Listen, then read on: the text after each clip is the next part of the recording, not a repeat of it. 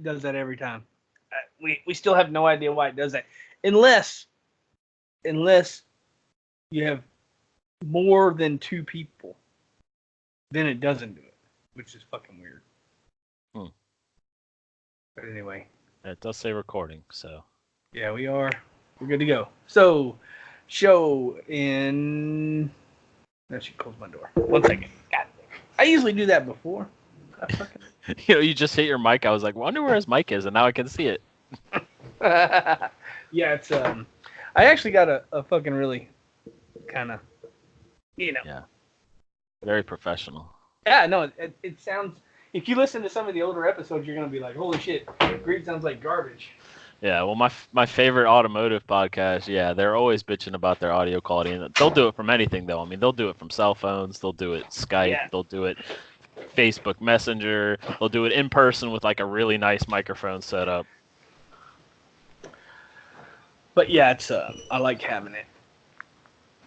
It's and I actually use that all the time now. So I have this fucking thing, but yeah. You should have got one where it's removable. This is a Corsair. Hell yeah. Yeah, That's I got whatever limits, bro. the cheapest, best reviewed $50 one on Amazon was, which is some HyperX something. This is like 160, but my wife got it Black Friday for like 45. My wife don't fuck around on the Black Friday, bro. It's yeah. Well, I'm pissed that I didn't pick up the Asus gaming laptop that I wanted on freaking Amazon Prime Day. I'm hoping there'll be a really good one on Black Friday. Because I need something for like, I mean, my Diablo playing on the road on my laptop is like brutal. Makes sense, yeah.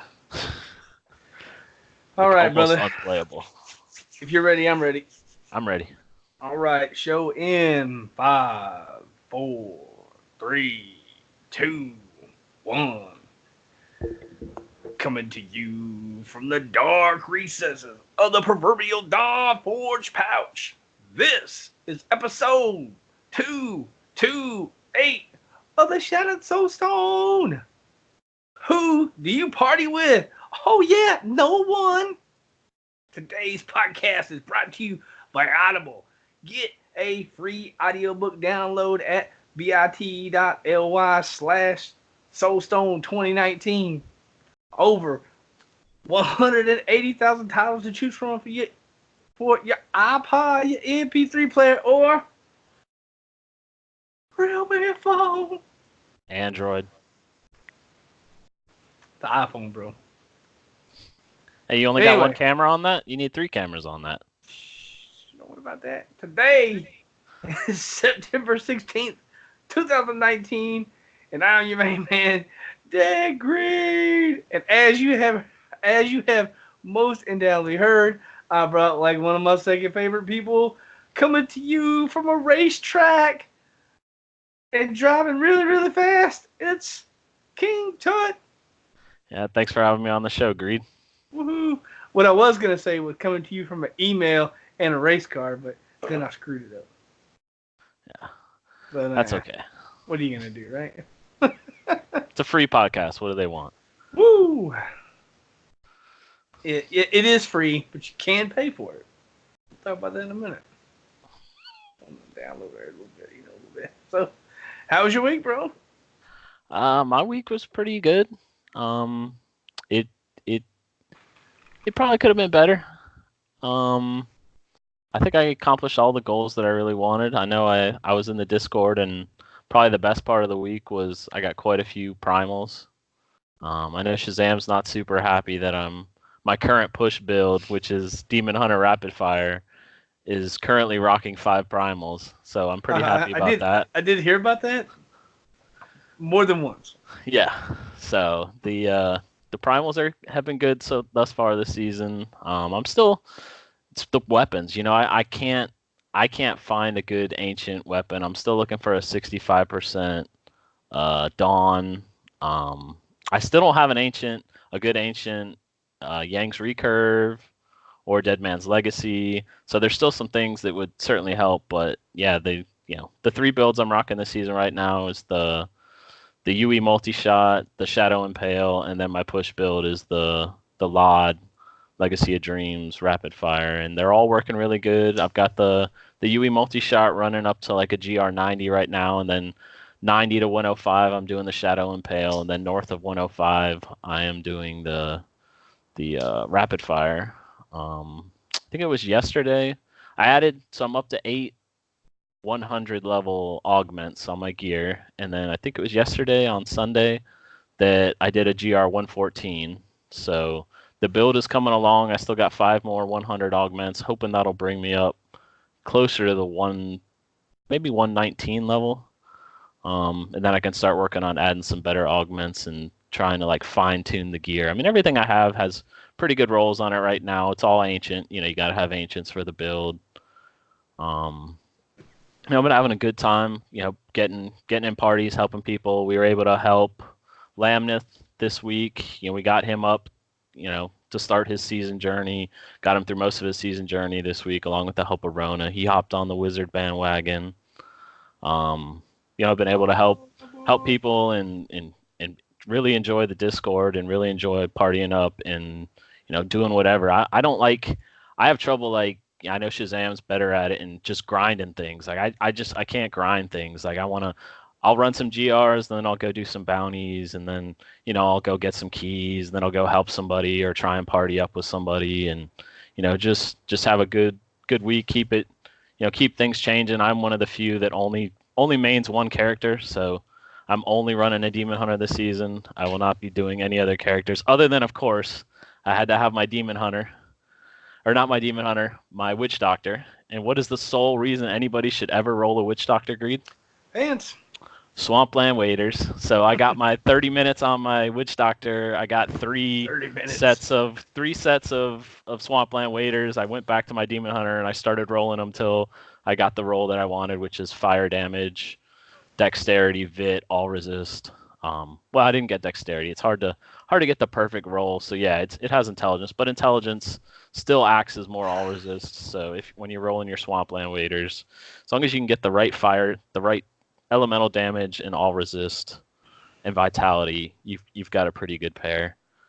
But you got to get one that doesn't have like physical on the secondary, and so it can't have physical on the secondary. And it has to have an elemental that you can either re-roll or something, right? So it's like, yeah, most of the time if it has a physical, you can't have an all resist. Most of the time, you're gonna end up with it just keep rolling them till you get an ancient that has intelligence, vitality, and all resist, and then just roll the damage, the elemental damage, to 20% of your element of choice. Is normally what people are gonna do. Sometimes you'll get you could get a perfect roll. I mean, I had a primal pair last season that I had to roll the elemental damage to fire on. But yeah, it's pants are pretty much always going to be vitality main stat, and then all resist or armor. I guess armor if you're running an intelligence based class. Damn. But yeah, that was pretty much my week in gaming. I didn't get to game as much as I wanted to. But yeah, Paragons, I think I'm coming up on 1200. So it's still, we're only 3 weeks in, right? Maybe a little bit over 3 weeks. So pretty happy with that. Goal's still 1700. So should be able to get there. Yeah, nice. One thing I was thinking about today was like, well,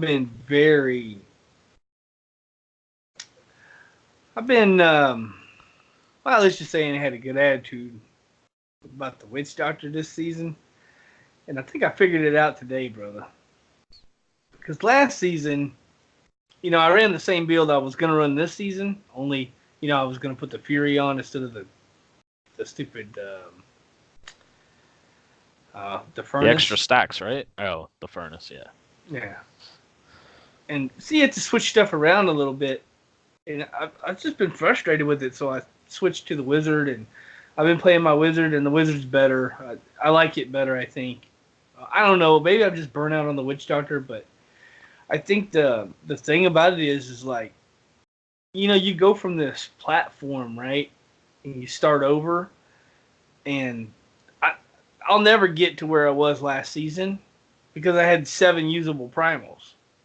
Yeah, and you had the lawn buff where now you got to sacrifice one of your gems. Yeah, So I mean, and you have to sacrifice a gem, and I mean it's like, yeah, the gem's important, and okay, it's better than sacrificing 2 rings, right? But it's still a thing, and so you lose a little bit of power from the gem, which I knew right off the top I was going to lose that, but man, it's been rough this season, and I thought it was because I was doing like solo or whatever, but I really think it's because, when you're running 7 primals and like GG primals, like you're never gonna see anything like that ever again. Type rolls, like just perfect. I think last season it just totally ruined me because man, like I can just murder, and I even went back and played non-season and was like, I'm not dying at all. Not, it's just like, but yeah, this season it's just been rough. yeah, and I mean, I think part of it might just be that it's still early in the season. Again, we're only 3 weeks in, and that you're talking Well, it end doesn't feel game. like it though.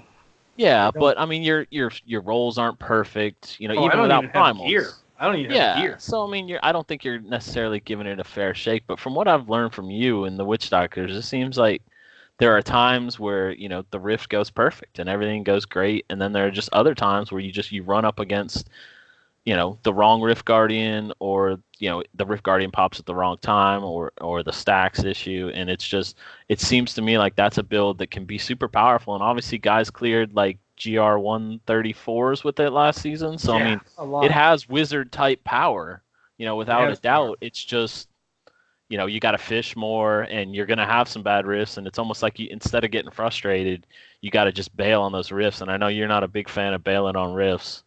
But yeah, if you're playing a class like that and it's very fishing, where you got to spend keys to try and get those high GR clears, that Well, I think with that and all the personal stuff that I got going on with work, because man, work right now is.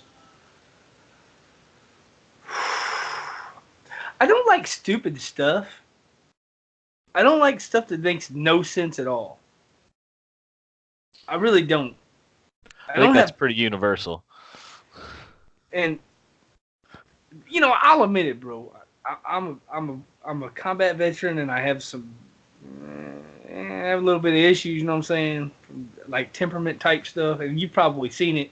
You've probably been in Discord when I'm just like, just I'm ready to punch people. I mean, not like I'm gonna go out and punch people, but you understand what I'm saying. I'm just, I probably piss people off in Discord. I don't mean to. It's just, like you come home from a day where it's just ridiculous. I mean, if there was, if there was any way for me to see what we're doing at work right now made any sense at all. I mean, if it just made like a smidgen of sense, it would be. So, like, you got all that going on, right? And then you come home and you're tired from doing stupid stuff at work, and then you get in game, and the whole day all you want to do is just come home and just play, right? And just you know and just sit down. My thing is, I just want to literally just sit down. I just want to come home and sit down. So I get home and I'm on the street, whatever, doing my thing, and you know I just want to come home and play. And then I get home, and then I get into a rift, and it just, I mean, you just can't catch a break. It's just like the wrong enemies, it's the wrong map, it's the wrong freaking rift guardian. It's the other day we were in a rift, and at 95%, I finally got the stacks I needed to actually do anything. So for me, it was like just like a frustrating. I mean, I don't know if you know what I'm saying. It's just sometimes it's just like, No, yeah, I know. At the end of the day, we play Diablo because we enjoy it, and but the aspects of, yeah, the greater rifts and the way we play the game now, we don't just go through story mode anymore. We're doing venture mode and we're clearing rifts, and that can certainly lead to frustration, especially if your build is not necessarily playing the way you want it to play, or yeah, you're rolling with a couple demon hunters that are killing everything before you can even get any stacks, which or I'm not saying I'm guilty of that. I'm just Oh saying that no, not I've at heard all, that brother. happens. It happens. But I mean, yeah, it's the same thing. I come home from work. I got the 40+ hour a week standard job, and then me and my wife own a business, and yeah, sometimes I come home and I want to just hop on, have some fun, play some Diablo, and then yeah, the wife starts hitting me with the second job stuff, and the business stuff, and oh, well, this happened and this happened because she's working that job while I'm at the normal job. And so yeah, it is difficult when yeah you got to factor the work stuff in when yeah all you really want to do. It's like and you're trying to play, but in the back of your mind you're still thinking about what happened at work or your next day at work, and it can all combine, and you get a bad rift, and you tilt, and then and then you're out of there. Yeah, it is. And I don't mean to be that way. It's just what it is. This week, man, I I, I've gotten some. I've actually picked up like some gear, so now I'm like, I think I have 5, 6 pieces of ancient now, which is whatever. But um, I'm about 6 ancients deep. I don't have any augments.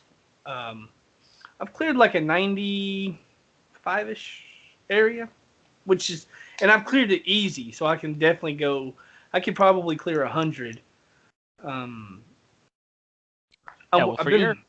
for your build, it's never really about damage, right? It's really about survivability more so. It's like you can put the damage down, you can kill Oh things. yeah, yeah, yeah, yeah, yeah. The damage is Yeah, so because like I'm playing a Veer Archon, so basically um, I, I'm I got the Chantotos right, and what that does is every time you hit, you get a stack of Chantotos buff, and it stacks up to 20 times. And when you hit 20, it is ridiculous. It's just a ton of I think it's a ton of damage. I don't know the numbers. I bet Rona would, but you know.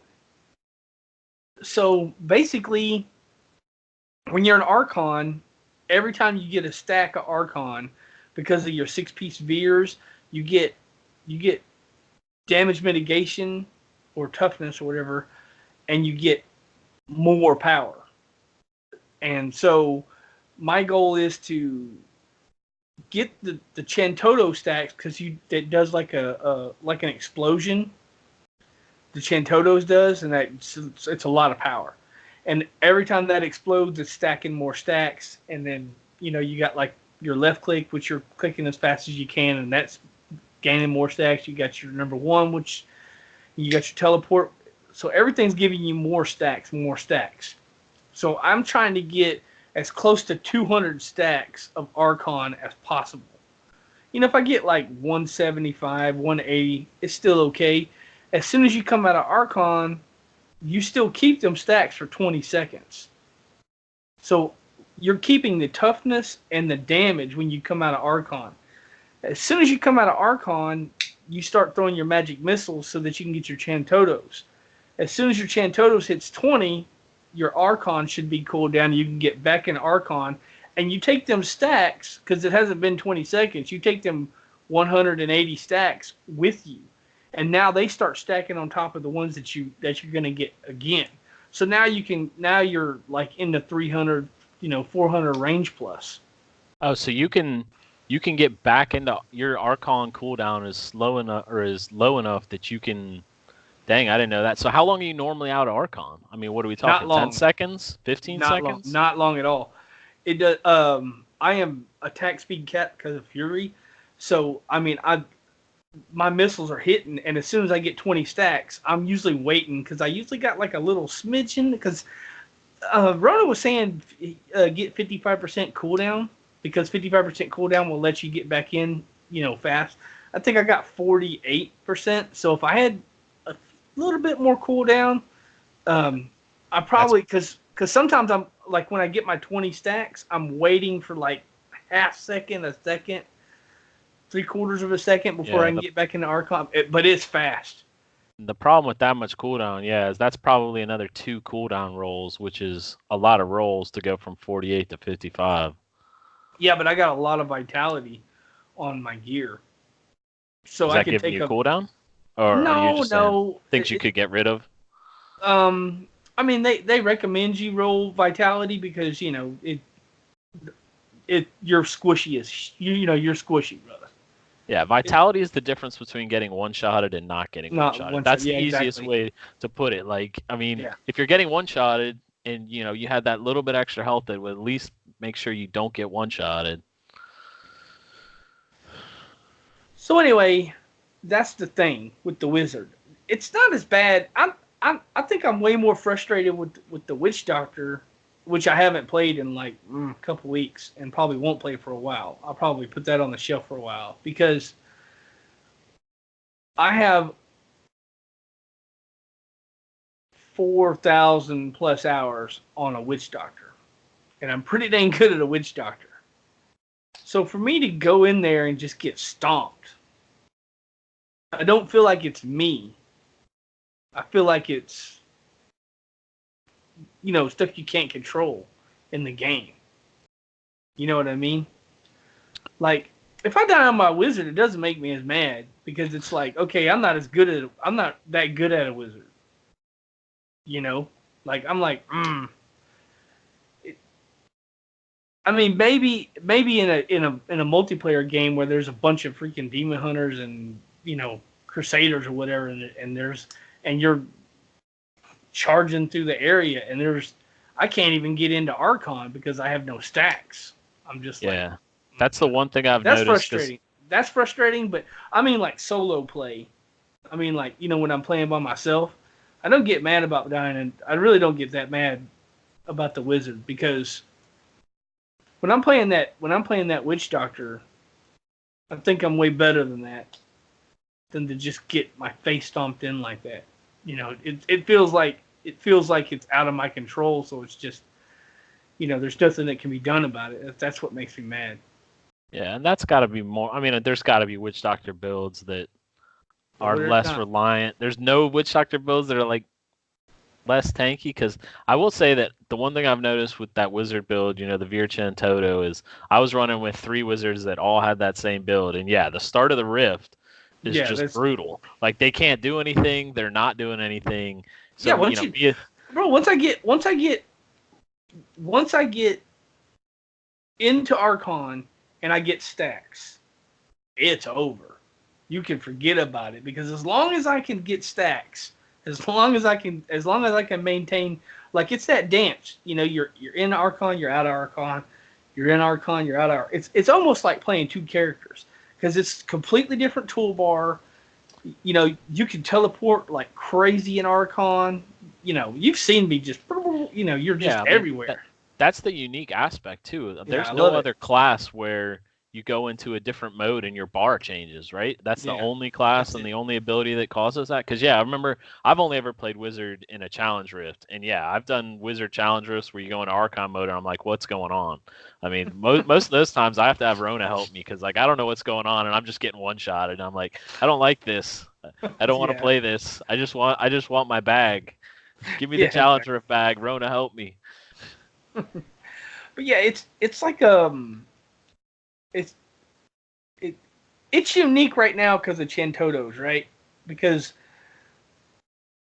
you throw your black hole, and the black hole it sucks everybody together, and it gives you more cold damage, which your Archon is like cold damage, so it makes your Archon more powerful.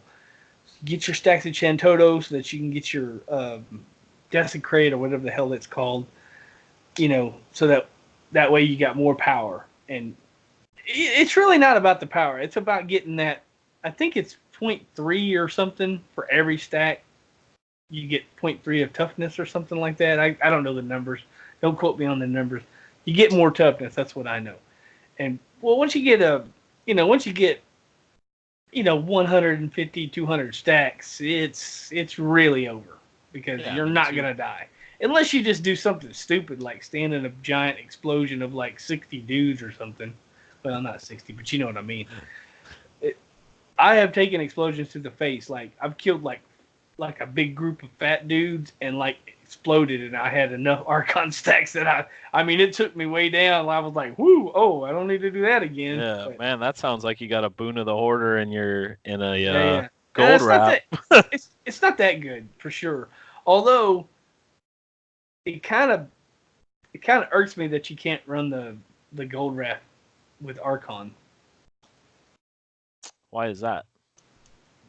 because you have to have the Swami for the cube. Have to. There's no way around that. And you have to have the belt to give you the stacks. Oh, yeah, I have seen lots of talk about that belt and trying to get the right amount of stacks on the belt. Ooh, that is an unknown. I have a non-ancient, very horribly rolled Archon. I don't know the name of the belt. Sorry, guys. I'm not I don't main a wizard all the time. You know, when we talk about witch doctors, I don't even got to look. I can just bam, bam, bam with the names, all the stuff. But the wizard, I'm not. I got a few hours on a wizard. It's, it is what it is. I just don't know all the stuff. Yeah. But anyway, to make a long weekend game, right? That's what I've been. And it seems like it's been a long season, but that's because I have personal stuff going on. It's only been like, what, 3 or whatever, how many ever weeks. It's only September 16th, so when the hell did we even start this thing? I don't remember. I know I was at the racetrack that weekend, so I didn't get to do the rush Friday night. Yeah. But yeah, must have been 4 weeks. I know I was in Atlanta. But yeah, I mean, I think you made the right decision, right? Again, it's at the end of the day, we play this game for fun, and if you're having more fun playing the wizard, then play the wizard. Set your goals, achieve your goals. Adjust your goals if you need to. Right before I did the wizard, I leveled the crusader because, the crusader.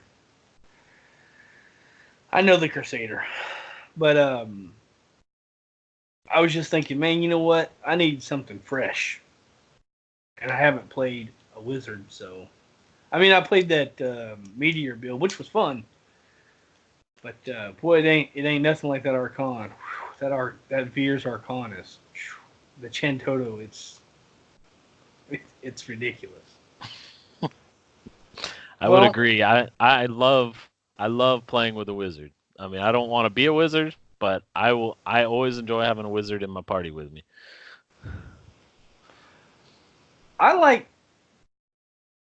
I like it because like you're teleporting around and I'm just like skipping from enemies to enemies, just like bam, bam, bam, bam, bam, bam, bam, and everybody's getting blown away and they're all like there's body parts going all over the screen and it's like, damn, bro. It's almost like you teleport to an enemy and get killed immediately, or you one shot them. It's either there's no like in between. At least you might have to hit them a couple times, but like just regular trash going from elite to elite. It's like everything's dead in a wake of destruction as you just move to the next. It's kind of. I like it though. Yeah, I am super jealous that the wizard that their teleport can get them up, up walls and over walls and through walls, and it's like. I mean, the demon hunter's fast, but a wizard that's moving through walls is faster. The other day I was in a barracks area, and like let's say on a barbarian, you know barbarians, right? Like on a barbarian, you got the leap, right? And you can jump over walls. Yeah, provided the door is open. Yes. Same thing with the wizard, provided the door is open. But I was like in this little corner. And there was like a giant gap in the map, and then there was like another little corner, and I couldn't really see the two corners, and I actually made the jump on teleport from one corner to the other corner. I was like, whoa, I can't believe that worked. It was a big gap. I mean, it was like, I wouldn't even have tried it on a wizard, or I mean on a barbarian or other character. I wouldn't have tried it. I'd just been like, I couldn't believe it worked. I thought, because it was like the barracks type map, and I went up, and it was like a dead end, and I was gonna have to go all the way back down, and you know what I mean? And I was like, because I hate dead ends, and I was like, I'll try it, right? And I was like, whoop, and I was like, Oh my god, I can't believe that worked. Like Jesus Christ, well, don't nobody tell Blizzard that. That's on the down That's low. it. I mean, Yeah. the wizard is already too powerful. It's Uh, getting debuffed. No more jumping huge gaps. it No was. more. I'm telling you, it was a big gap. And do you know that map where there's like a bunch of trails and then there's stairs that go up to like another platform? Do you know what I'm talking about? Yeah, that's the one that I was discussing with Shazam this week, where I was like, I couldn't describe it very well, and he couldn't figure out. I was like, that's the one that everybody hates. Yeah, it's the one Like everybody hates. that's the one. The wizard. Oh, it's I don't even go up them stairs. No, I just whoop, whoop, whoop, whoop, and Yeah, I make it my own little. Don't follow me because yeah. it won't work. My Diablo actually has a weird issue where every now and again, like the teleport pad in town, like goes all solid one color, and then like when I'm running that rift in particular, the stairs are invisible. So now I can't even see the stairs that I need to. So it's like you just have to, like Is that they're an issue there, with your but you graphics can't. card? Yeah, it's some kind of, and it's happened I think on multiple. Well, I think it's always been on the same graphics card, but I upgraded a lot of parts of my computer, and it's still. I mean, it rarely happens, but it did actually happen to me earlier today, where the weird graphics issue. And yeah, it's very limited things, but it's weird when the stairs are invisible. Well, since we're talking about weird things, let's talk about the party thing. I'll let you do the work. Yeah, so at some point this week, I mean, they normally do their maintenance stuff, it seems, late on what, Sunday night or early Monday or early Tuesday. Tuesday. So I assume whenever they did some update, they broke two things actually. They broke the clan system to where people's clan tags were no longer showing up. And they gave us a little message when you were authenticating and logging into Diablo saying, "Hey, we know, don't worry about it." But I know my clan has been kicking people and then re-adding them to get their clan tag back.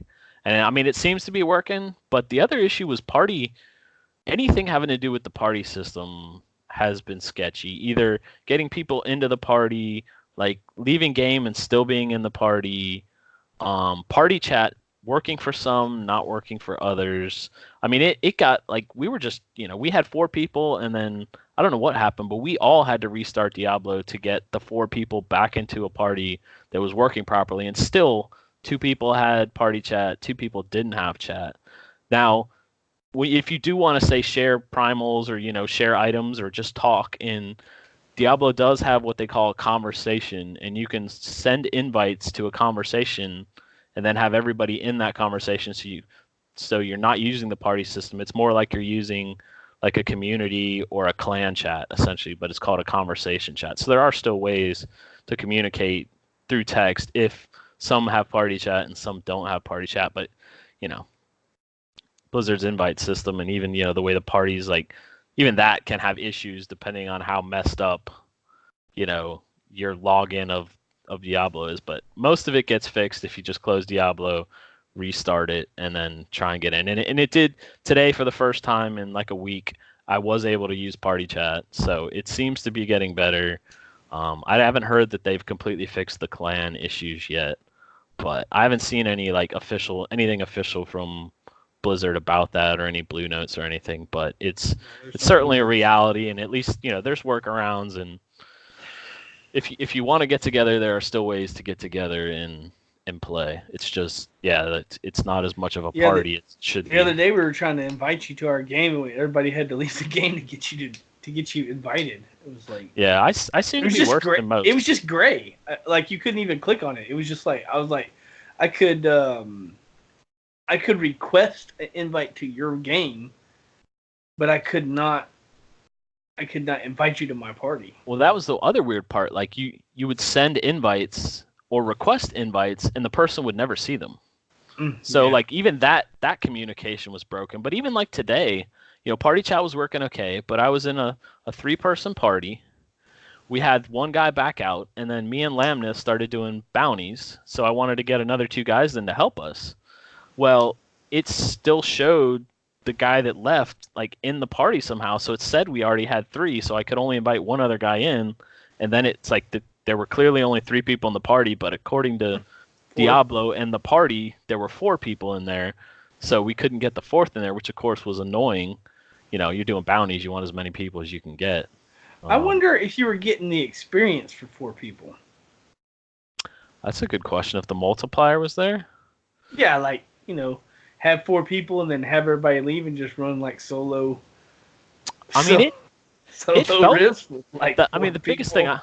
I notice is the health, and how quickly I can like one shot things or two shot things. And so yeah, it felt to me like it was a 4 person set of Because there's a bounties. difference. There's a difference between a solo adventure and a 4 player. Like, let's say 90, for example, just to pull a number, or 100, whatever you want to say. So Yeah, yeah. you certainly start feeling it after, especially yeah, it's like or like say you start bounties and you open up to public and like everything's going and then suddenly 3 guys hop in and now like you're no longer one-shotting things you were one-shotting. So yeah, it's a big difference in that, especially in that GR 75 to I like think each person 95 adds range. 25%, right? Yeah, it's not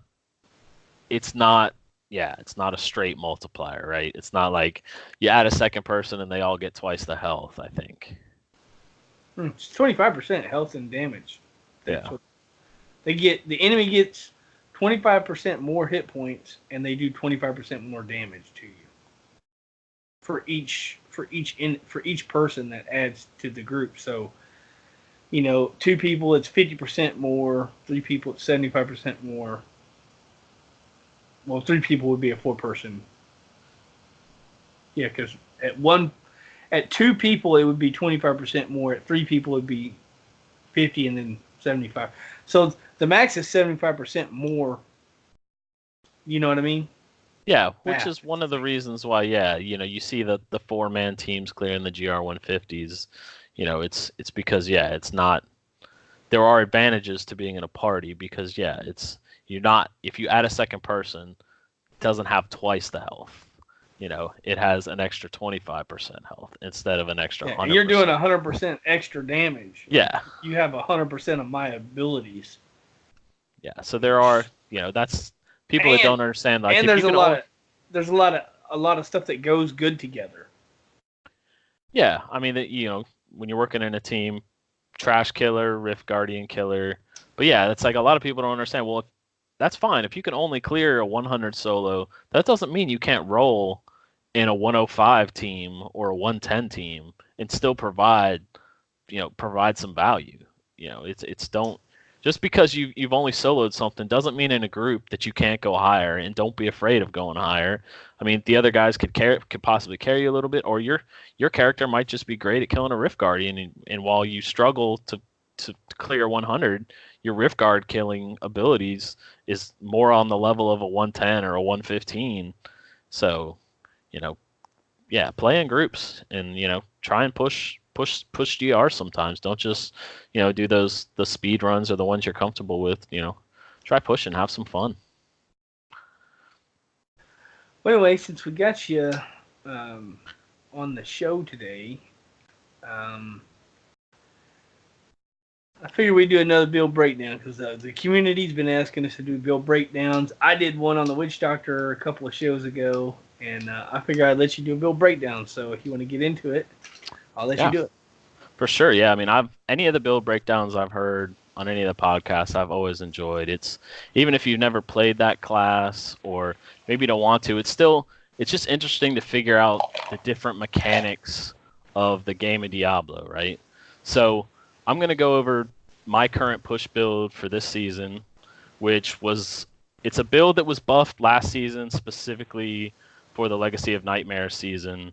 It is now a Legacy of Dreams build. It is the Demon Hunter, and they basically just call it Rapid Fire. It doesn't have all those cool names like Greed's Witch Doctor build. Like it's Yeah, basically just Rapid Fire. It's you know kind of like what? That actually annoys me quite a bit because it's like there's like 12 names attached to the damn thing now because you can't just call it a Carnival Witch Doctor anymore because no one knows what you're talking about because there's like 13 different builds. yeah. I still prefer to yours as I would call it like a Lod, dagger of darts build probably. But I mean, to me, it's when I call the builds, yeah, it's either a set build, so you'd mention the set first, or it's a Lod build, and then normally the second word I think of is whatever the main damage dealer is, whatever that skill is, and which in this case it's rapid fire. So rapid fire itself got essentially or Blizzard and the creators, they wanted to make sure each class had a pretty good Legacy of Nightmares build for last season. They wanted people to play Legacy of Nightmares. They wanted us to see how great it was, and so they buffed, certain classes and certain items. And Rapid Fire was one of the big buffs, along with the Crusaders Blessed Shield build. So I I watched a YouTube video of it last season. I think it was one of the top YouTube witch doctor guys. I think it's Wujitsu or Wujito or something. But he did like a 125 clear, fairly early, only like 1500 Paragon. And I was like, man, that rapid fire build looks like exactly like the kind of build I like, right? It's not Demon Hunter, it's tanky. You just sit there and you deal your damage. It's just like, yes, this is what I would like to try, and that was the sole reason that I ran Demon Hunter this season, was I wanted to try it, even though it's no longer the Legacy of Nightmares. When they added the Lod gem, I was like, all right, the build is still viable. You don't have to give up 2 rings, you only have to give up a gem. So we'll go over the build. So it is a Lod build. You're gonna want all your items to be ancients or primals. You're gonna want your Lod gem to be leveled up to 99. And we'll just start at the top. So the helmet, you're going to want to wear it. There really aren't any other options. You're going to want the Visage of Goons. Its secondary is Vengeance gains the effect of the Dark Heart rune. So this is not a multi-shot build. This is we are going to take damage, and we are going to take a lot of damage. And we need every bit of damage reduction we can get. So that means we are going to need Dark Heart. Dark Heart is very simple. When you're in Vengeance, you get a 50% damage reduction. So we are going to be in Vengeance the entire time. That's actually a little bit of an issue with my current build. I actually fall out of Vengeance just a little bit, and in that little bit, you can take a serious amount of damage when any of your damage reduction falls off. Like when I lose my Unity, when I go into groups, like any of that, you feel it. These damage reduction things, you need all of them, and they all need to be working properly. So my current, probably best in slot, is actually going to be Dex, Vit, Crit Chance. Mine actually has 15% rapid fire damage on it. Mine is actually primal right now. From what I've read, the rapid fire damage that you can have on your boots or your helmet just doesn't really make a difference. All the other modifiers that you're getting makes such a bigger difference. The 30 stacks that you're getting from your Wojani Assaulter in the cube means that it's much better to have vitality on your helmet than to have the rapid fire damage. Again, vitality is what keeps you from getting one-shotted. So you need whatever amount of vitality for whatever GR you're running, to where when you take that one big hit, when a guy with a big club or a big hammer hits you, that you don't get one-shotted. So we'll move down to the chest piece. This is rapid fire. It is a fire build. We are using the Bombardment rune, which is the only rune option. So we're going to want a Cinder Coat. We're going to want that extra fire damage. Pretty much all your Lod builds, you're going to want to stack elemental damage wherever you can. So in this instance, you're definitely going to want your ideally 20% fire damage. Most likely just go with Dex and Vit for your other 2 stats. The resource cost reduction doesn't matter when you are running the, what is it? Can't remember what skill is it. Oh yeah, it's your Sin Seeker. So when you're running your offhand, it no longer has a cost. So when you fire up your rapid fire, there's an initial hatred cost, and then you're no longer using hatred. Whereas when you're channeling, normally you continue to use hatred. So resource cost doesn't matter. As soon as you hit that first rapid fire, you're going to go back up to full hatred, and you're going to have it the entire time. So we'll go to the shoulders. This is a channeling build, so there's only one option for the shoulders. That is Mantle of Channeling. Mantle of Channeling, while channeling rapid fire, you deal 25% increased damage and take 25% reduced damage. So, I mean, can you think of anything better, right? You're getting 25% more damage, and you are taking 25% less damage. That is always going to be best in slot. There aren't really any options on this. You're going to want Dex, Vit, area damage, and cooldown. Now area damage is one of those things where when you're getting higher in the GRs, it's going to make a big difference. You're going to want to try and get closer to 100% area damage through all your rolls. But if you're dying because you're getting a lot of ground effects, or you're getting hit with like an ice beam or anything where some extra elemental resistance would work, you could certainly swap out the area damage for all resist. We'll move over to the amulet. There are multiple options here. The top three are going to be the Flavor of Time, which is new for this season, which means you get twice as long for your Love it. pylons. So that the top demon hunters right now running rapid fire are all running that. I don't currently have a good one, so I'm not running it. The second choice is probably going to be a good Hellfire. There's probably only 5 passives that you really want to run. So having that fifth one and not having to sacrifice it, and I'll go over the passives later, would certainly be an advantage. I am currently running an Essa Johann, so I like running the Templar. I've taken my Essa Johann off the Templar, and I'm running it on myself. Rapid Fire is doing a grenades damage, and with the belt, our grenades are bouncing around a lot. So we want enemies as close to us as possible, and we just want to throw the grenades right on us. So grenades are just exploding all around us. We have enemies all around us, and we want them as tightly packed as we can so that all those bounces are damaging multiple enemies. So this works really well. I have a really nice primal one. What you're gonna want on this one is probably elemental damage, crit chance. The other option is you've got to find at least 3 cooldown rolls. Some guys are running with 4 cooldown rolls, so mine is actually crit cooldown. So that would be the other option if you don't have an elemental rolled one.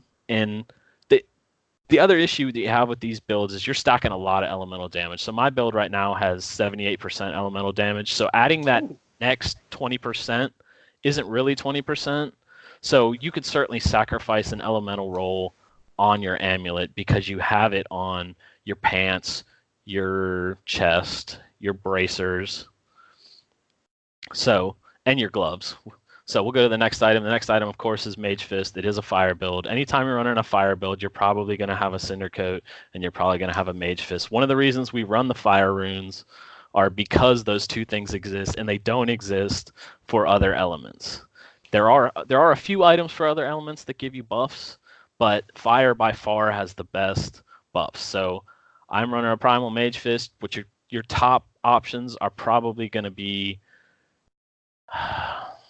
I mean, Dex cooldown crit is probably top. You could certainly switch it for attack. I mean, you could get a 4 as well.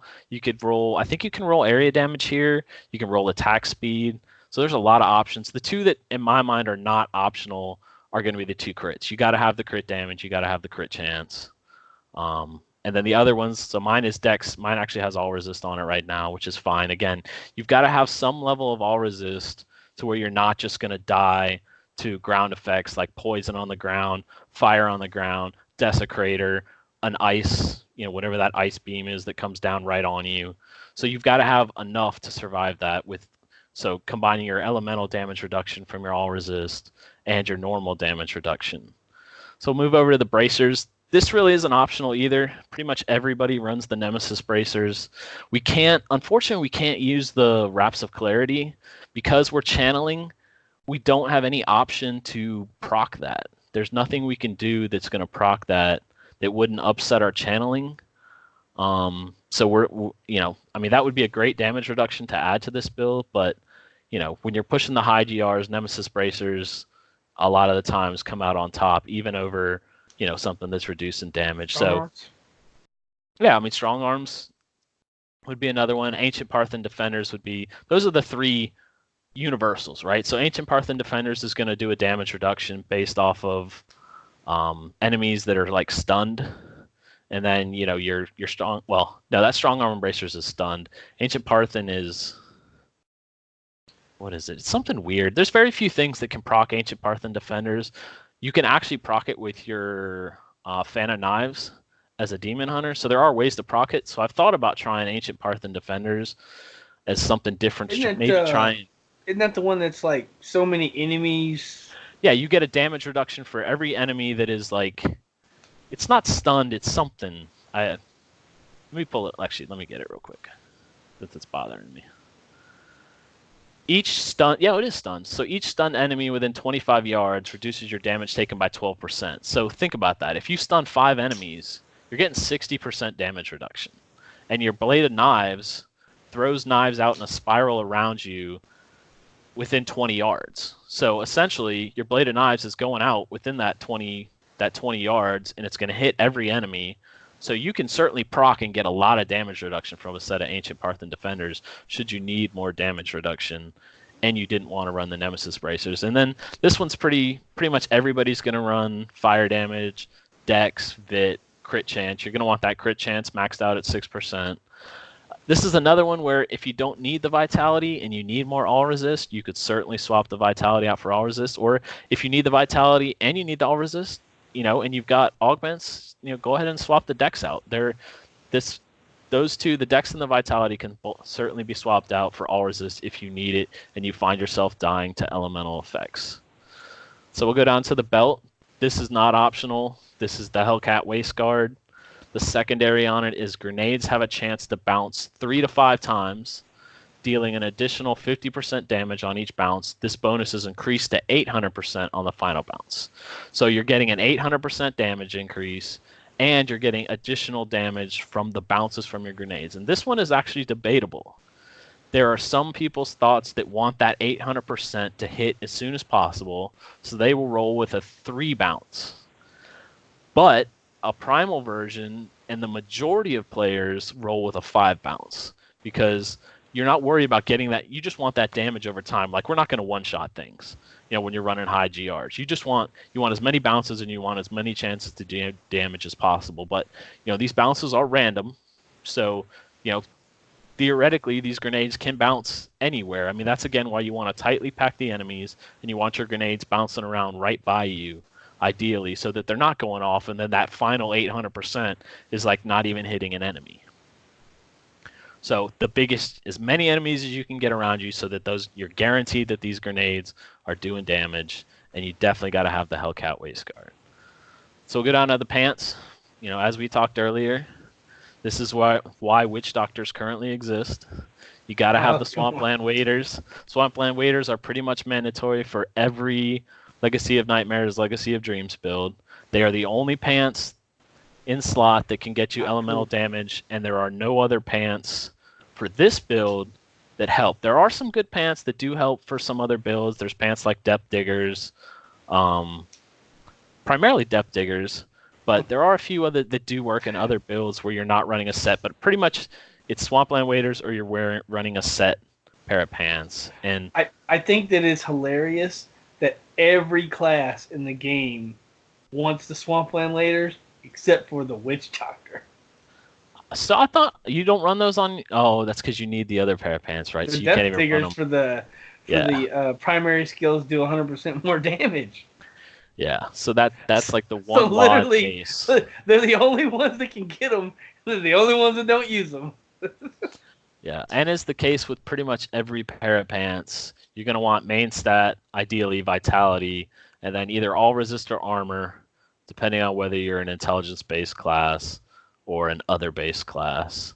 So in my instance, mine are fire skills deal 20%, intelligence, vitality, and all resist. And you can re-roll these on your main character once you get them from the Witch Doctor, but you can't just roll main stat on them. So they will, when you're re-rolling them, they will always roll with intelligence. You can't just like, I'm going to take it on and it knows that you're a dexterity or a strength-based class. That's not going to happen. When you re-roll them in the cube, they're always going to roll intelligence, and there's nothing you can do about that. So, if you can get it, the perfect roll is going to be fire, main stat, vitality, all resist. That's pretty rare. And again, the intelligence, just because it's not your main stat, the intelligence still applies as all resist at the end of the day. So you're getting all resist from the gems and the pants. You're getting all resist because you rolled it on it, and then you're getting extra all resist from the intelligence. So we'll head down to the boots. This is another place where, pretty much all the Lod and Lawn builds are all running the illusory boots. If you don't have a good pair, you can certainly wear something else. You can only get illusory boots from bounty caches. So just that makes them more difficult than regular. You can't go to Kadala and get them. You can't, you just get them doing a rift. You have to do bounty caches to get them. Sometimes getting a good ancient pair is tough. You can ask Shazam from last season.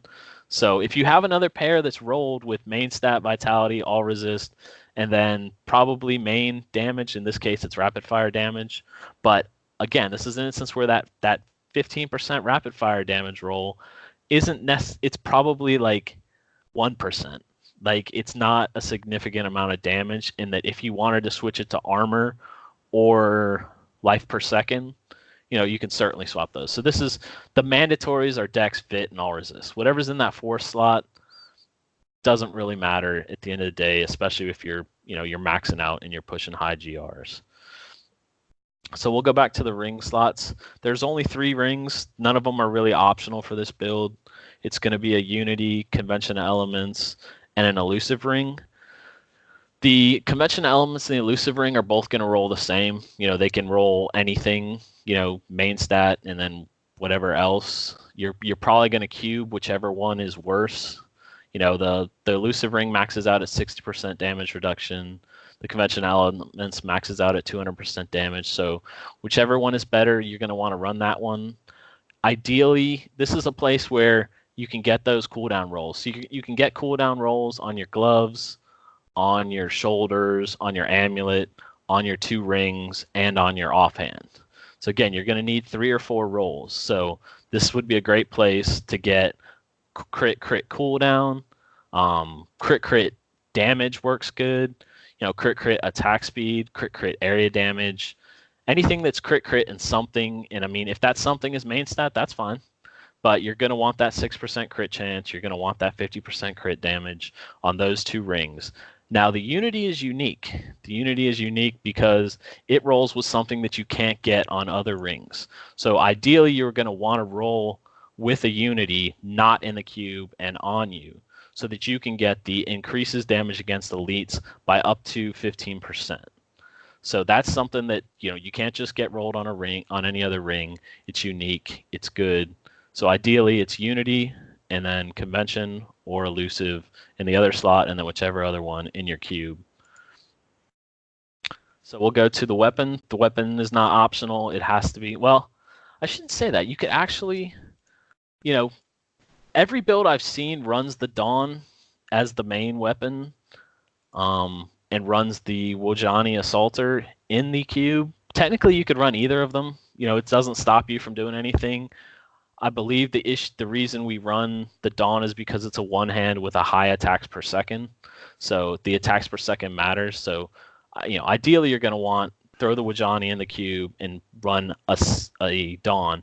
The Dawn secondary reduces the cooldown of Vengeance by, I think it's 50 to 65%. So that's a pretty big, that's a 15% roll. But this is very important.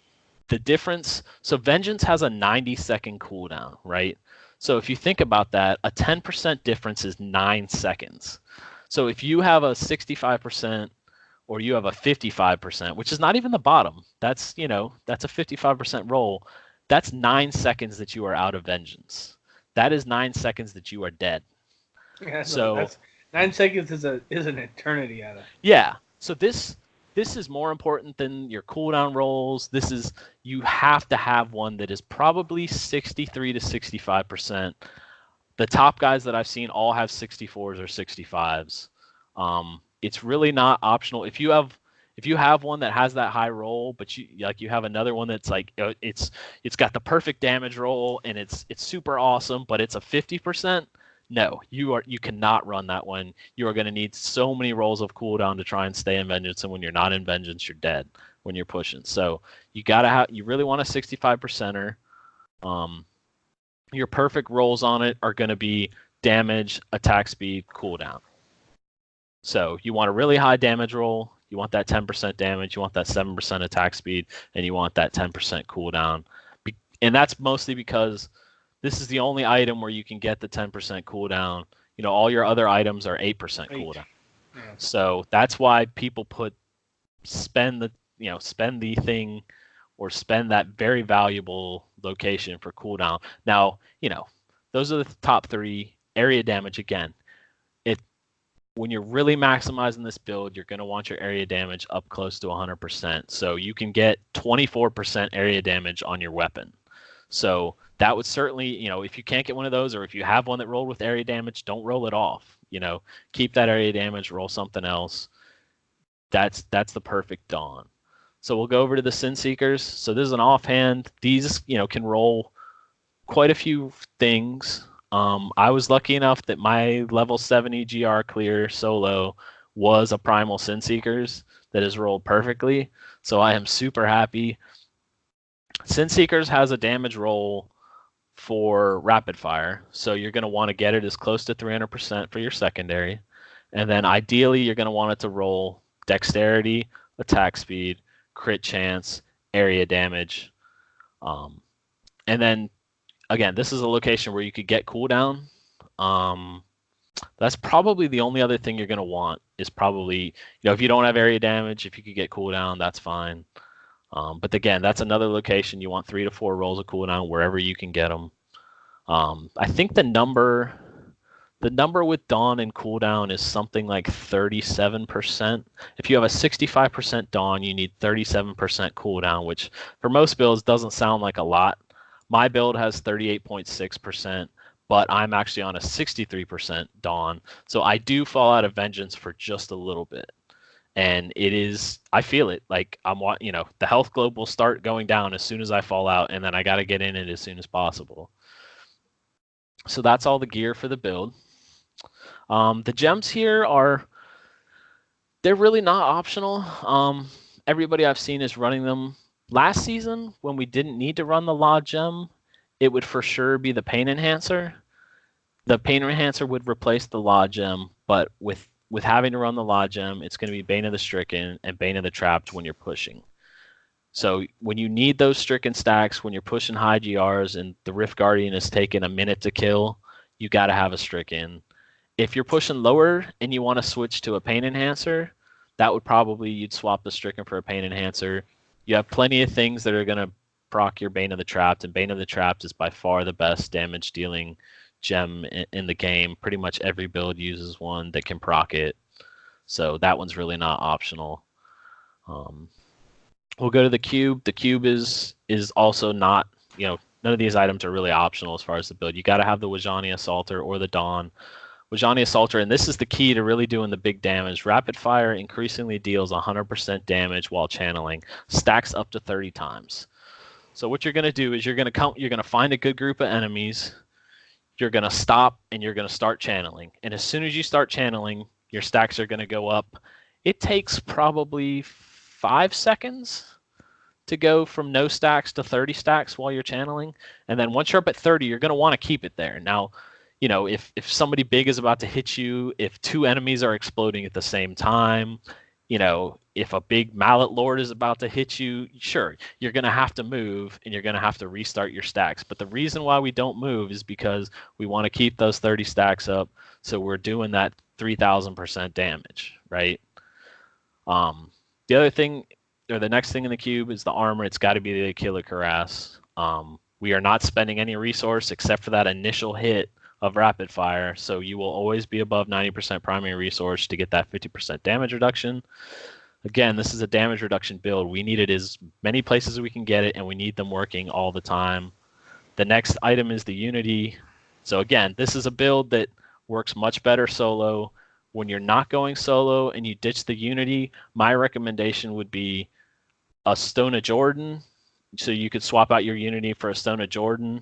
Or if you're running your Unity in the cube, you could then just swap it to like a Flavor of Time or something else that will give you an advantage, because you're losing that damage reduction. And what you really want, if you are running in groups, you're probably going to want to get that damage reduction back, especially if you're pushing high GRs, and that means you're going to want a Barbarian that's giving you Ignore Pain, or a Monk that is giving you, the 3 mantras and throwing down whatever that cool circle is on the ground that I can never remember what the name of is. But when you stand in it, you're basically invincible.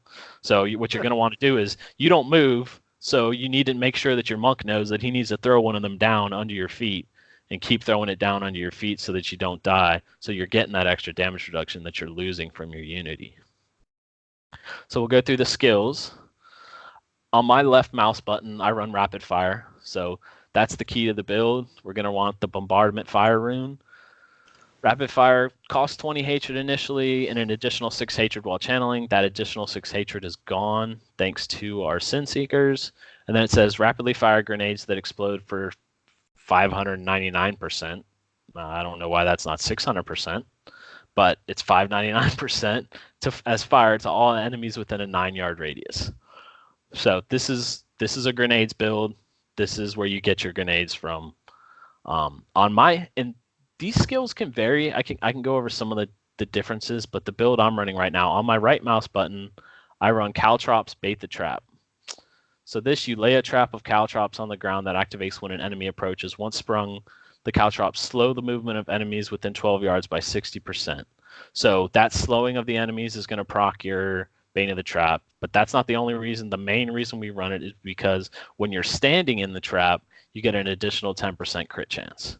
So I mean, there are other things that procs Bane of the Trap, so this is not the sole reason. We mostly run this as a pure damage dealer getting that 10% crit chance because we're always going to be standing in the trap because, again, we don't move. So just as you're standing there channeling your skills and throwing out your grenade, you just pop that Caltrops, every 6 seconds. And it only costs 6 discipline. It's your sole discipline spender. It's the only thing that's going to spend any of it.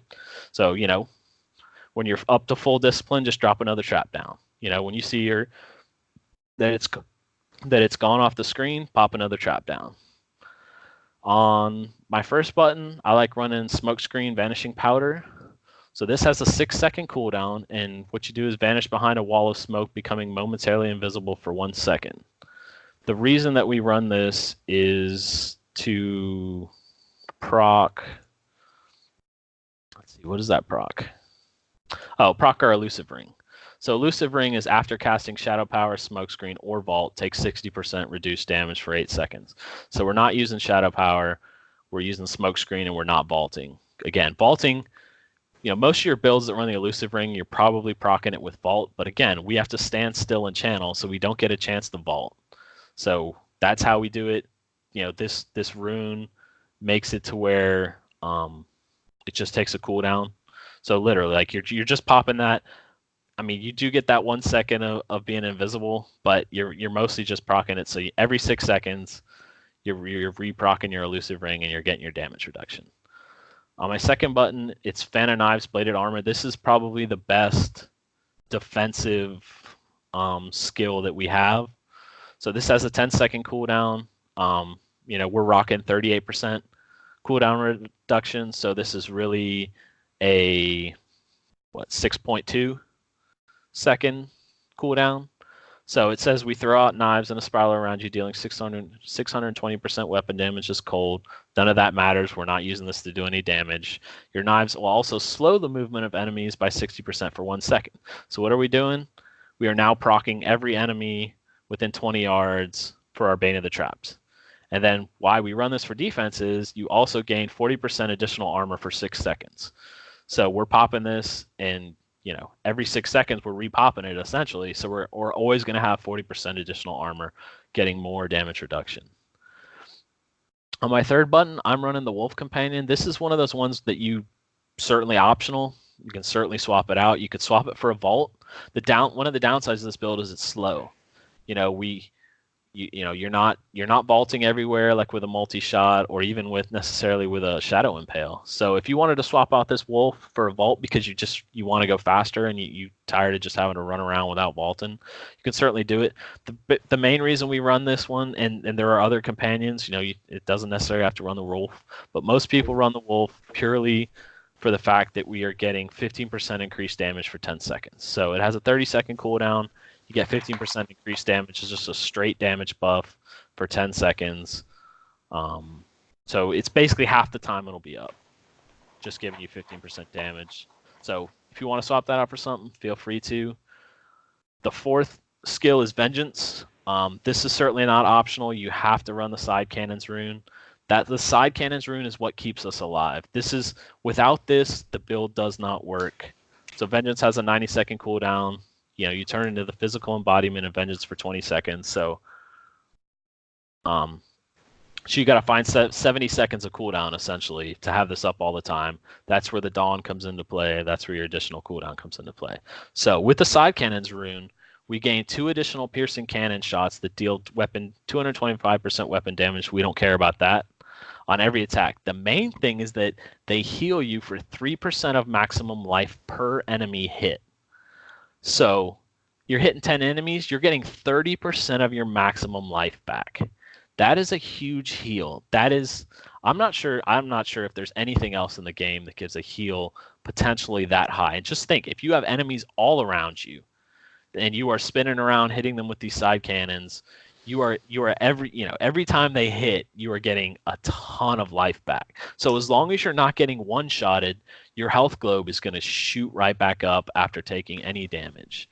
And then obviously with Vengeance, you also get the 40% increased damage. So Vengeance is both a healer, a damage reducer with the Visage of Goons, giving us the Dark Heart rune, and then it's also a damage dealer in Yeah. just default Vengeance. So Vengeance is a great thing. Again, all your almost all your characters have something similar to Vengeance. You got Wrath of the Berserker with the Barbarian. You have Akarat's Champion with the Crusader. These are skills that almost all builds are going to use or find a way to use because they are such a huge buff when you're in them. And to be able to stay in them the entire Rift is just completely awesome. So the Carnival Witch Doctor has the simplistic strength gem, and that's the reason why we wear the pants, because it makes your ability hit 100% harder. Your poison dart, which makes your fetishes poison dart hit 100%, and the simplistic strength, which ties into that, heals you for 3%, 4% of your max vitality. So it's basically the same thing. So any character that shoots or hits with the primary skill can use that. So Yeah, and I mean if you can give up if you can give up a damage dealing gem to pick up a gem like that, then yeah, well, it's also damage dealing because the main part of that gem is like, gives you so much more percent per for your primary, and the secondary is the healing. yeah. Your 25. But anyway, I was just gonna mention because you were like, oh, I don't think anybody else has anything like that. Yeah, everybody does actually, as long as Well, you're using a primary. yeah, I'm saying as far as a rune on a skill. But yeah, I mean, when you think back to builds, one of the things that I don't think it's covered enough in a build, and a lot of times, I've even had to ask the question, like when I played Blessed Shield Crusader last season, I was like, listen, like I'm looking at this build, where do we get the healing from? Like I'm used to builds where you're getting life per fury spent, or there's some huge multiplier Some that is way. that is giving you a big bonus. And some of them though just come down to simple life per hit, and you've got to have some minimum level of life per hit. So with Blessed Shield last season, like you really needed, you needed your 8,000 from Paragon, and then you really needed a roll on your weapon, because have a roll on your weapon or your amulet is like 20,000 something life per hit. And so like you have to get you have to get healing from somewhere. A build will not last and it will not survive if you don't get healing from somewhere, because you've got to have a way. Even if you don't get one shotted, if you don't have a way to recover from not getting one shotted, you're just going to die to the next shot. So like all builds have to have it, and it's something that I think doesn't get discussed enough is how does this build help me stay alive? And it can be a passive, it could be a gem, as Greed mentioned, it can be life per fury spent or life per whatever, whatever your, I don't know what they Resource. call it. Yeah, whatever your resource is, or life per hit are your main ones. So we'll go over the passives again. I said there was 5 of them. These are the ones that are not optional. These first 3. So Cold of Week, increased damage against slowed or chilled enemies by 20%. So this is just like Trapped, basically. This is a straight 20% addition onto your Trapped. We are definitely slowing every enemy that we are attacking, so this will work well. Numbing traps, enemies you slow. So once again, slow, chill, or hit with a fan of knives, spike trap, caltrops, grenades. So I mean, all these, like, well, I mean, we're doing all of them. We are slowing them. We are fan of knives in them. We are caltrops in them. We are grenades in them. So I mean, they're All the all stuff. they're all getting hit, and at the end, what it says is they have their damage reduced by 25% for 5 seconds. So each enemy that we hit with these, they are going to take 25% more damage. So another huge damage buff. Again, most of your passives when you're doing a push build are going to be damage dealers. It's not often that they're going to be defensive. You can't afford. When you're pushing GRs in every GR level, they're getting 17% more health. Well, that means you better be doing 17% more damage. So they're almost always going to be offensive. So the third one that you got to have is Grenadier. This is a grenades build, rapid fire bombardment, throws grenades, increase the damage of grenades by 10%, increase the explosion size of grenades by 20%. So 10% damage buff, and then we are now hitting more enemies with our grenades. So it's kind of like an area damage type buff. So the last two that are optional, you're either going to want to go with awareness, which awareness is your cheat death. It's no different than any other class. They all have a cheat death. This one is, nothing special. You vanish for 2 seconds and regenerate 50% of your maximum life. You get it once every 60 seconds. If you're not planning on dying and you think you can not worry about that, again, this is the downside of this build is we're sitting there taking damage. So, I mean, you could certainly just be sitting there and then proc, and ideally this will still keep you alive. So, I mean, I prefer to run the awareness, but the other one is ambush. Ambush is one of our very good passives. You can run ambush on any demon hunter build. Ambushes, you deal 40% damage, additional damage to enemies above 75% health. So when you're running like multi-shot and this is like a rune that when you want to one-shot things. Because every time you hit that enemy the first time, they're going to be above 75% health, and you're going to deal an additional 40% damage. Now, it still helps in pushing GRs because, again, everybody has a ton of health, and you're going to get this buff on more than one hit. You're going to get it on a bunch of hits. So it is still a huge damage buff, and this is the one where, again, if you're running a Hellfire, you're going to want both Ambush and Awareness. And use all five. And that's last season. It was Hellfires that dominated. The top rapid fire demon hunters were all running Hellfires. This season, with the addition of the flavor of time, the top guys are running the flavor of time because when you're pushing those GRs, the locations of your pylons matter, and fully utilizing your pylons is the difference between clearing a high level GR or not clearing a high level GR. So I can certainly, when I'm pushing at the end of the season, I will probably have a flavor of time on. I'm enjoying my Essa Johan right now. So that's the build. Well, the way you use it is very simple. So you run into the rift. You want to find a good amount of enemies, right? Like, don't just stop on the first enemies. We're not killing all the enemies. You have Essa Johan, so you are going to pull some enemies towards you, but just find a good amount of enemies and then just stop. And as soon as you stop, fire up your rapid fire. I actually have my force stop on my space bar, so I will hold down my mouse button, hold down my space bar. I'm not moving. I'm keeping my 30 stacks. I am channeling. I'm throwing grenades everywhere. I'm dropping a trap down, and then I'm popping all my cooldowns. Everything else is a cooldown. All 4 items are all cooldowns. Just pop them when they come up.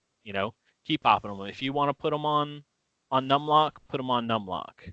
Whatever you need to do to pop them, but your only spender is your caltrops, and it's only spending your discipline, not your hatred. So just drop that down whenever you see it go away. That's all you got to do. You're holding the mouse button, you're holding whatever your force stop is, you're throwing grenades, and as soon as everything's dead, you roll out.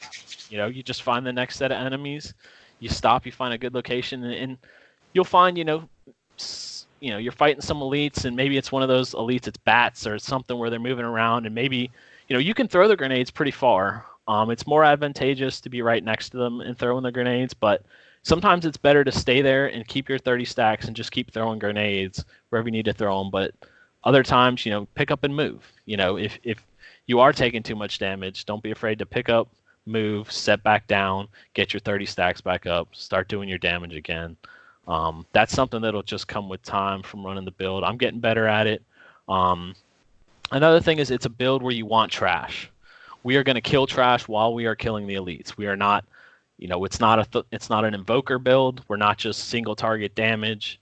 So if you're fighting a tough elite, and it's a juggernaut, a yellow juggernaut, and you've only got him down like half health or like three-quarters health, and you have no more trash. If you have no trash, pull him to some trash. Go find some trash because you want to be getting the progression from killing the trash while you are killing the elite. If you were just sitting there throwing grenades at a single target, the clock's just ticking. You gotta, and sometimes, if you get a bad elite, if you get a juggernaut and you're just not doing enough damage to him, just move on.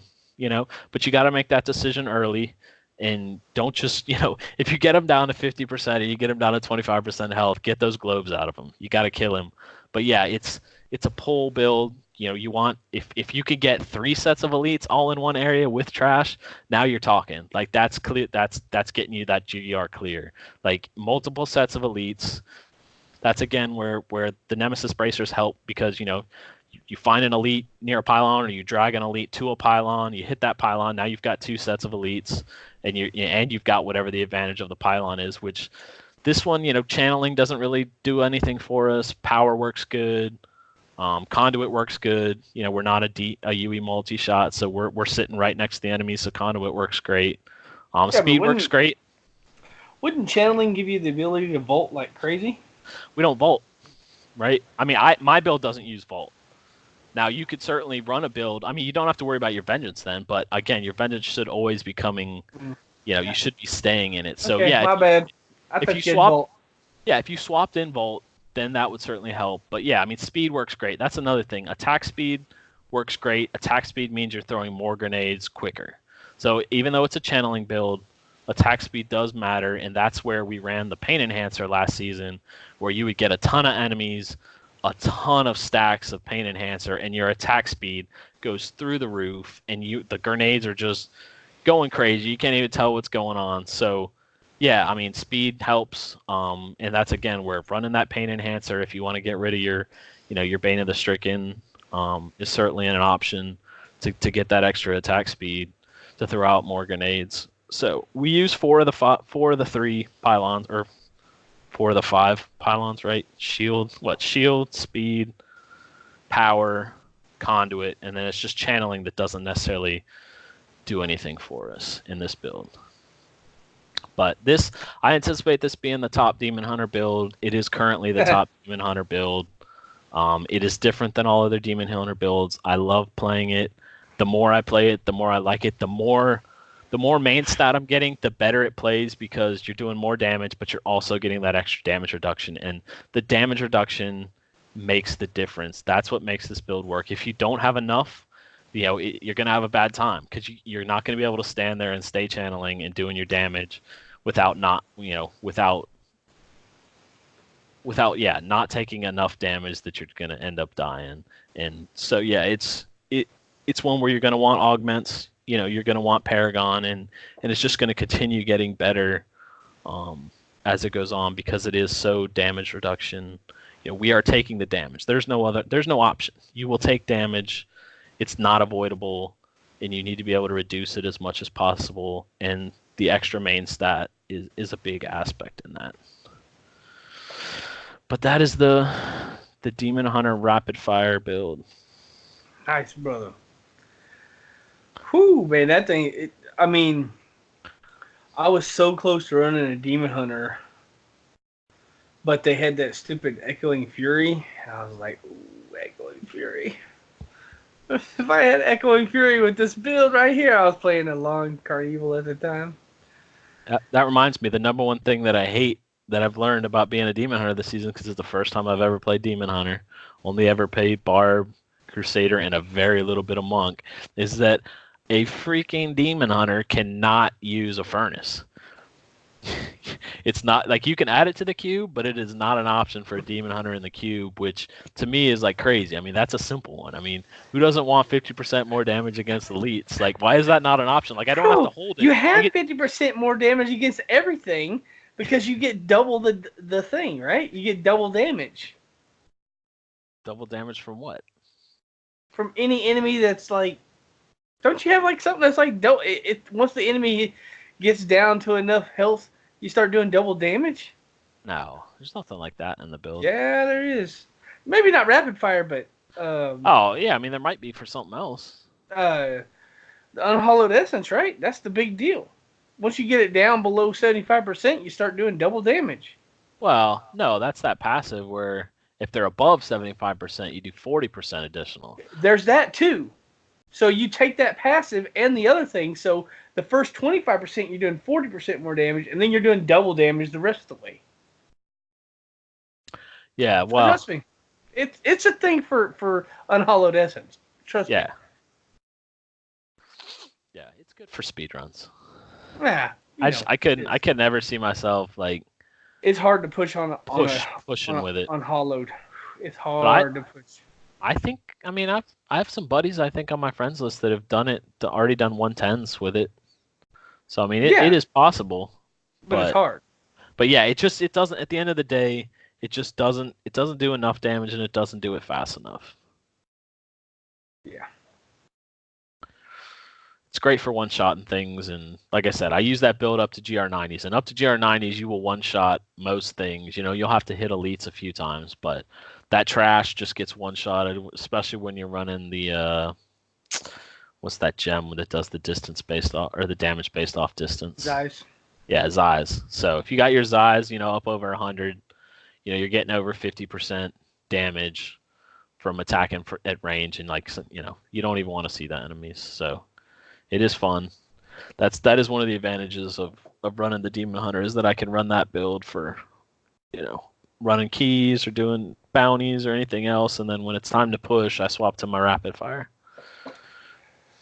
Well, hey, brother. I was gonna do all the normal stuff, but since we had a special guest today and we did an extra build breakdown, we went just a little. We went just a little long.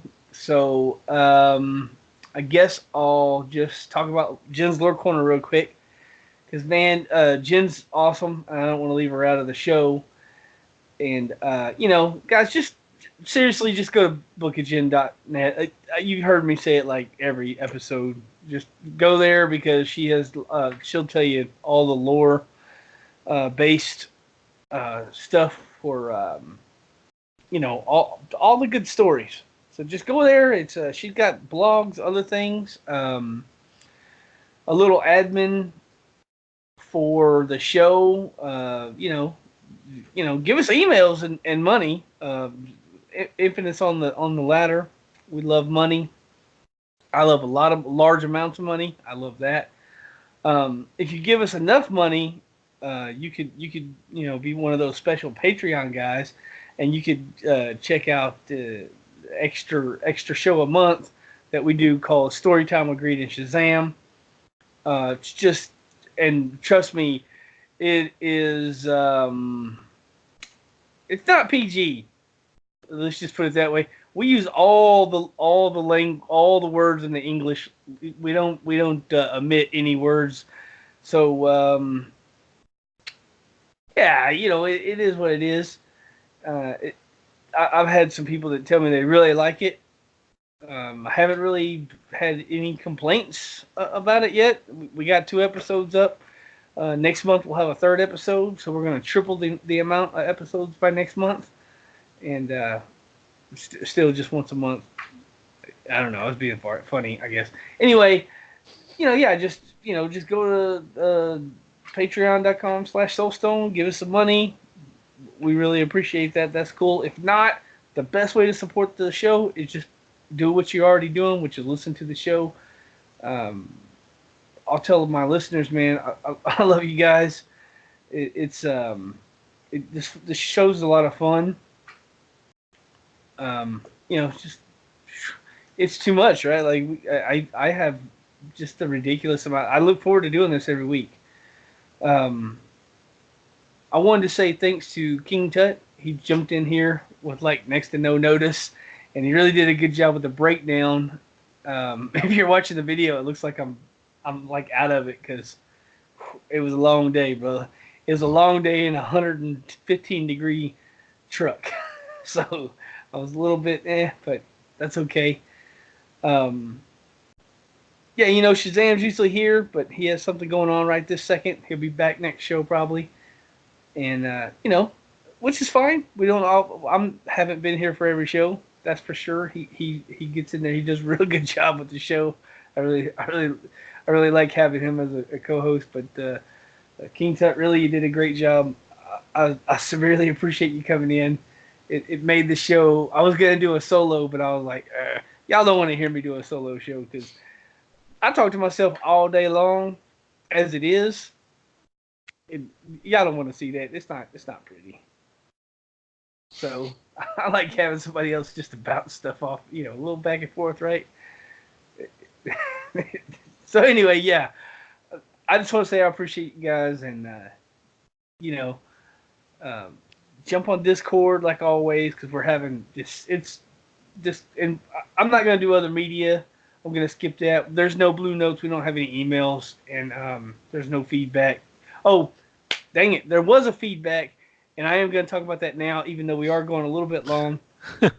um, just reminding myself there is a feedback. Yeah, Rona's question. Yeah. Rona's got a question, and as soon as I can find it, sorry, Rona. Yeah, it was something about that stupid flavor of time, I think.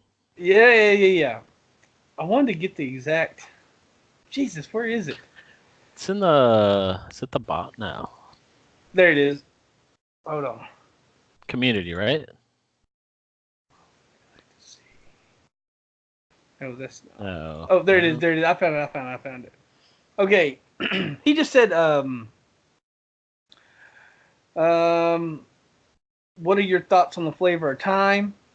While I like the buff it gives us very much. I find that is almost a must-wear item, and I'm not sure I like being forced to wear a piece of gear. Discussions. Anyway, I'm a huge fan of the flavor of time. When I seen that, I couldn't believe they was gonna let us have double. Like I was like, whoa, wait a minute, they ain't gonna do that for real. Because like double pylons, are you crazy? It maybe it is a must wear, but how many items do we have that is a must wear? It is Every not a bill. must wear. There's no. It is not a must wear. Okay, to me it's a must wear. No, I mean it. To me I it mean is. the advantages are there, and I can really see it when you're pushing. But I mean, when you're not pushing, you don't need the pylons. Why? Double pylons? Yeah, okay. I mean, okay, but it. I think the thing that surprises me, and I think the advantage that a lot of people aren't talking about, is while it does give you double the pylons, it's also an amulet that rolls with 5 things on it, right? 5 primaries. So unlike your normal amulets where you end up with a socket and 3 primaries, you now get a socket and 4 primaries. And I can tell you, I probably have 10 ancient flavor of times, and I haven't gotten a good rolled one yet. So I mean that's one of the key things is, to me, whether your amulet, it's still, the stats matter, and the secondary is important. But if you have a good Hellfire, if you have, like I said, I'm running an Essa Johan. Obviously Traveler's Pledge is still great for a build that can utilize that. That's not a lot build. But the stats matter, and the stats are way more important. If you have an elemental crit, a GG elemental crit amulet, I don't care what the secondary is on it. Run that thing. It's still going to probably out damage a bad rolled flavor of time. So the stats matter. Yeah, but the flavor of time is the best thing to put into a cube. Yeah, For that reason. If you want to run, well, again, most builds need 3 rings, so one of those rings is going to end up in your cube slot. If you're running a build that doesn't need 3 rings, then yeah, throw the flavor of time in the cube. But again, flavor of time is also an amulet that, because it has the 5 rolls, it's going to be better on your body than in the cube. If you have 2 amulets that you want to run, flavor of time on your body, getting the extra roll on it is going to be more advantageous than, I get you. whatever the other one. I'm currently wearing a scorched necklace, and I've cubed the flavor, but that's only because the flavor was, I couldn't get a good flavor. It's hard to get a good flavor. Yeah, I have a primal physical crit squirts, and I mean I love it, and I roll it with my UE multi shot for sure, because that 10% damage or 100% damage buff when you're not you haven't been hit is huge. And yeah, I mean that's the other new amulet for this season. That is certainly another option, particularly as long as you're not getting one-shotted when you do eventually take that hit. I mean, if you're just getting one-shotted every time, then it's probably not paying off. But it's another one too where I'm not sure everybody understands how Squirt's necklace works. But when you have up to 10 stacks, and when you have 10 stacks, you're going to take a 50% damage increase on that first initial hit, and that immediately takes your stacks back down to 0, and you no longer take the extra damage, you no longer deal the extra damage, and then it builds up, from 1 to 10, and say you're at 5 stacks, you're now dealing 50% extra damage, and you're taking 25% on that initial first hit should somebody hit you. And they can hit you with 1 stack, they can hit you with 8 stacks, they can hit you with 10 stacks. I wish it stacked a little bit quicker than it does, but it's one of those necklaces that you've really gotta. It's got to be part of the build, right? You want to be not getting hit. You want to be killing enemies off screen like a UE multi-shot. You've gotta. You could run that thing and in a 10-minute rift, you're only getting the 100% damage like a minute. You're only getting it 10% of the time. Whereas you could possibly be running a Flavor of Time or a Hellfire or Essa Johann or some other amulet that could possibly still be giving you more damage because you're not fully maximizing your squirts. Yeah. Well, let me tell you something about a Squirt's necklace real quick since we're talking about it. It is ridiculously awesome for Archon, for a Veer's Archon, because you have so many shields, you literally never lose your buff. Literally, you never lose it. The only time you actually do lose it is when there's frost. Yeah, I still don't understand how that's working. But I mean, I get hit with a lot of stuff and I don't lose my stacks because of the shields. Because you have so many shields that are protecting you. The frost just goes right through your shield for some reason. I'm not really sure what's that about. Maybe Rona can tell you, but I promise you, that's a real thing for a wizard. That I almost like they designed it for the wizard, then was like, oh yeah, everybody can use it, pretty much. And the other thing I'll say is when you're running a squirts, the shielding pylon becomes much better because now the shielding pylon guarantees that you are going to do the 100% damage. So again, that's where pairing a flavor. Yeah, pairing the two together, right? Now for twice as long, you're doing that 100% damage bonus. And I can tell you, when I'm rolling my multi-shot, I know when I've taken a hit and I've lost my squirts buff. Like it becomes obvious. Like that 100% damage is so big of a difference. And the problem with my multi-shot is, generally, I mean, I'm killing stuff off screen, but they can jump to you and hit you, or ground effects can get rid of it. Like anything where you're taking damage, but the key is you have to take the damage. So if you have a shielding pylon, or like Greed said, if your character has a bunch of shields to where the incoming damage doesn't overcome your shield, you don't lose the buff. So your health actually has to come down. You have to actually take damage to lose the buff. So shields is a big key in keeping that squirts buff up. The reason why I love the Flavor of Time so much is because, man, I can't even tell you how many times I'll have like a speed, an attack power, and you know what I mean? Like I'll have a speed and a shielding and a conduit. Like I'll have 3 damn pylons, and I'm like running through going, I love that. That's just it. The conduit lasts so long. It is almost ridiculous. Like I've teleported all the way through a rift before, and I still got it.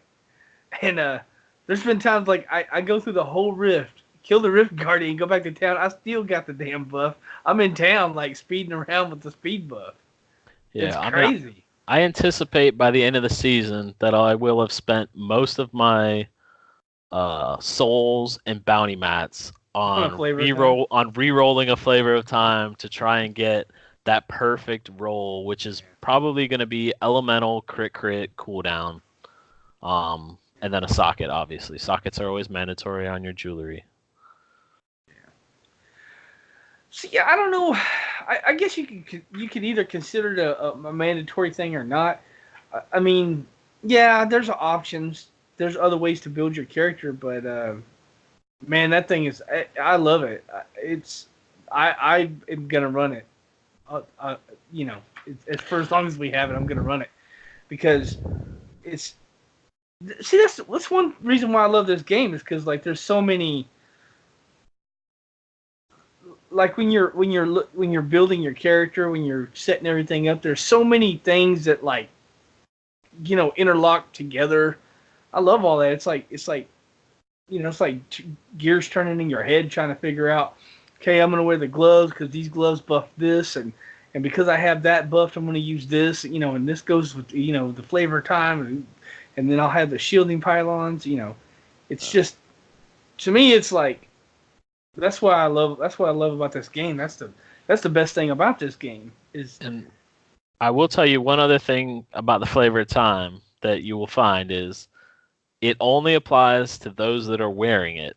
And so what I find myself doing is you get flavor of time envy because you and your buddy are rolling through a rift and you're like like his conduit's still working. Like my conduit is no longer working. Like what happened here? And then you're like, oh, he's got a flavor of time, and you get that flavor of time envy that where you're like, man, I got to get one of them flavor of times. What I like is you do not have to be the toucher. It still works. That is Even true. if you're not the toucher, it still works, which is great because But everybody knows. Greed is always the toucher. Mm, Greed loves touching. look, when you're playing a Veer's Archon Wizard, like you were like with the button, like like it's almost like it reminds me of an old school video game that was like a track and field thing, and we used to get a spoon and put it in our fingers so we could, because the two buttons were right, and so that way you could be like with the buttons because the guy would run faster.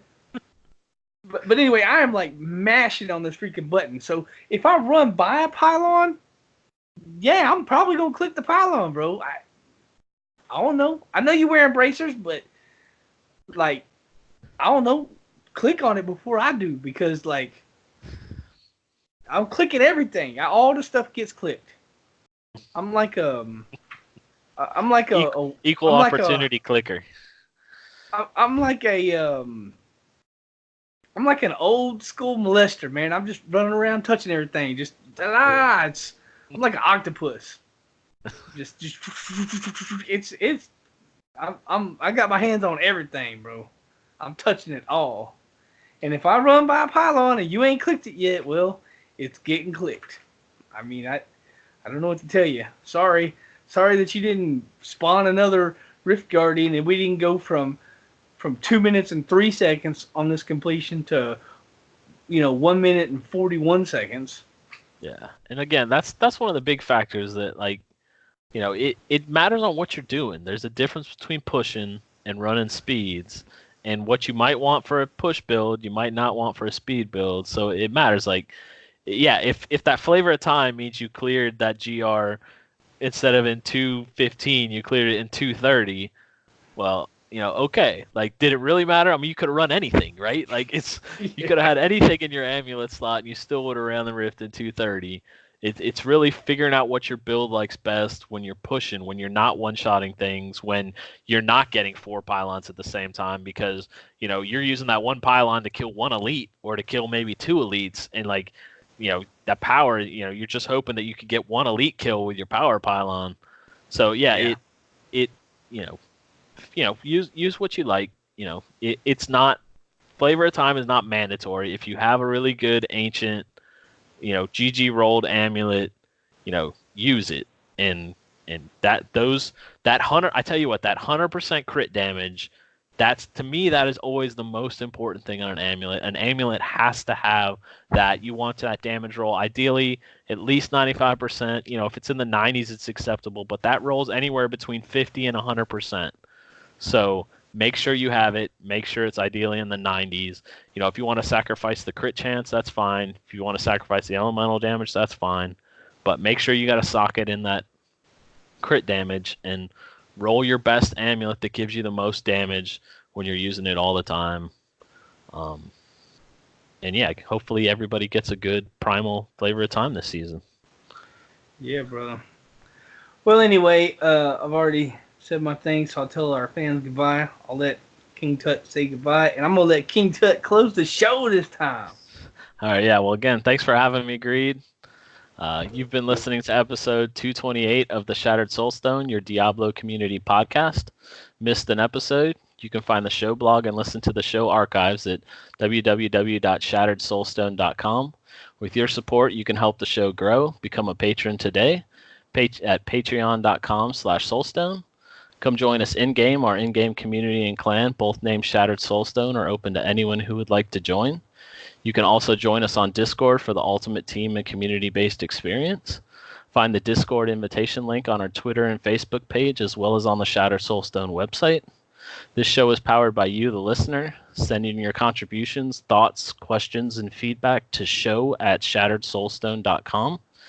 We love Twitter. Come join and tweet with us. You can find the show Twitter at Shattered Soulstone. Vesper is at Vespertilio1189. Deadgreed is at Deadgreed1812. And Shazam at Shazam081. You can find the show Facebook page at facebook.com/shatteredsoulstone and Vespertilio, who loves Facebook, at facebook.com/Vespertilio1189. We would like to extend a huge thank you to Medros of Dawnforge Productions for hosting our Loot Deviant show. You can find more shows from the Dawnforge at www.thedawnforge.com. Thank you for listening. Until next time, from all of us here at the Shattered Soulstone, over 227 episodes for your listening pleasure. Top Forge! Dawnforge! Yeah, brother.